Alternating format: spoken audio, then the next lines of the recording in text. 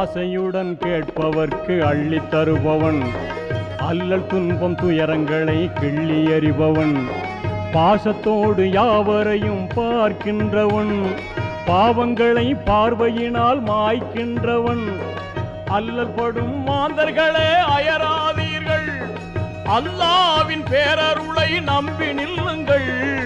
அவனிடத்தில் குறையனைத்தும் சொல்லி காட்டுங்கள், அன்பு நோக்கு தருகவென்று அழுது கேளுங்கள். இறைவனிடம் கையேந்துங்கள், அவன் இல்லை என்று சொல்லுவதில்லை.